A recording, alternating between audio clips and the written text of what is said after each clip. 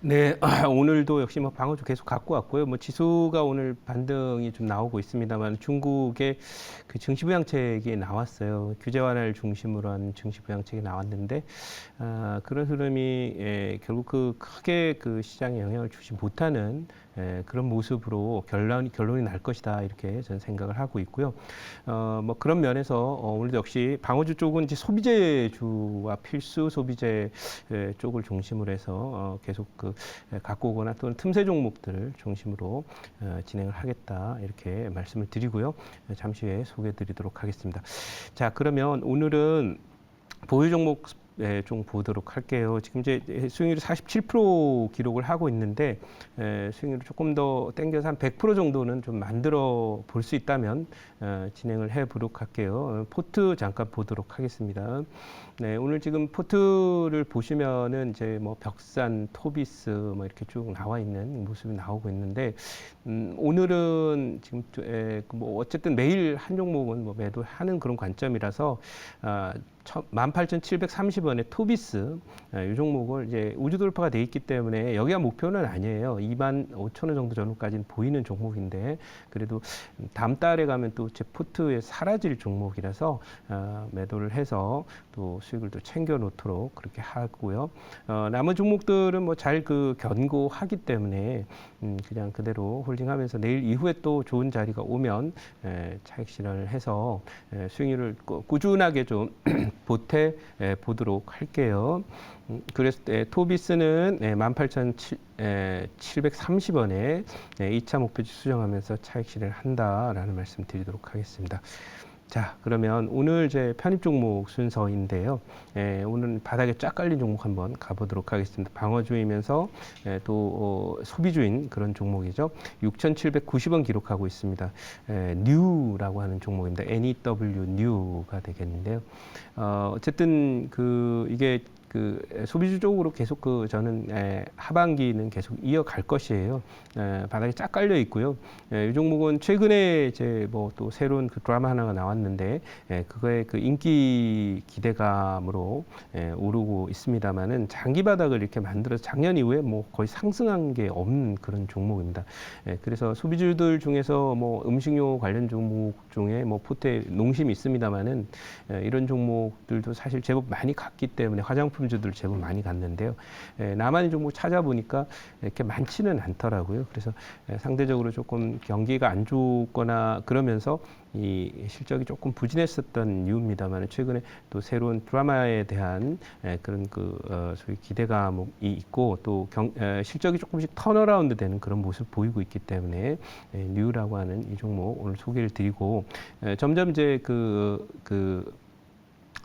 실적이 조금씩 좀 개선이 되고 있는 그런 상태고요. 1차 목표치는 5%로 이렇게 대응을 하도록 하고요.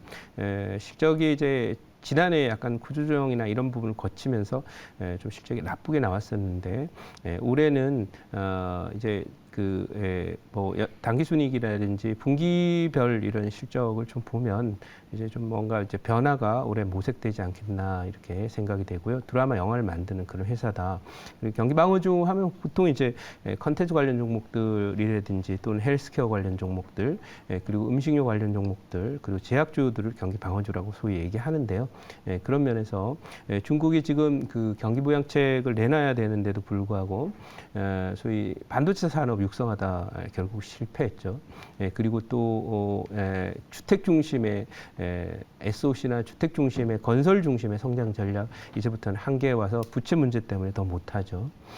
그리고 이제 수출을 하려고 하니까 반도체 수입마저 이제 어려운 상황이니까 중국이 만든 IT나 뭐 관련 그런 그 제품들의 경우에 옛날 반도체 그 부품을 쓸 수밖에 없으니까 글로벌 경쟁이 아무리 상품 경쟁이나 제품 경쟁에 의해서 다른 국가들에 이렇게 밀리게 되어 있는 그런 상황들이 중국이 나타나고 있어요. 그러다 보니까 지금 쓸 수 있는 카드는 이거밖에 없고 또 그 건설경기 부양책이나 이런 부분을 쓸 수 없는 것인 과거에 2010 2010년도 2015년 정도 전후에 대규모 부양책을 또 썼었고 2008년 9년에도 대규모 부양책을 썼기 때문에 그로 인해서 높아진 그런 부채 또 재정 적자 뭐 부채 이런 문제들 때문에 이 지방 정부 부채가 많아요. 그러다 보니까 이번에는 뭔가 이제 중국의 어떤 경기를 돌리기 위해서 실업도 상당히 문제가 되고 있고 또 주택 가격도 흔들리기 때문에 부양책을 써야 되는데 쓸 수가 없어요. 그리고 금리도 이제 미국 금리가 계속 오르고 있는 그런 중에 높은 금리 수준이라서 외국인 자금들이 해외로 빠져나갈까봐 금융 정책도 또 못 써요. 그러니까 요즘에 뭐 미국 중국 금리 인하를 하면 0.1% 내리고 이렇게 하고 있습니다. 그러다 보니까 이 미국보다도 금리가 싼 그런 개도국에 자금이 유입되길 기대하는 것은 참으로 이제 어려운 그런 일이죠. 그러다 보니까 중국이 주말에 발표한 정책들이 대부분 규제 완화적인 그런 요소들을 가지고 정책 발표를 했는데 오늘 장 초반에 한 5% 정도 상해 지수가 올랐다가 지금 2.5% 정도 전후로 상승폭을 줄였는데요.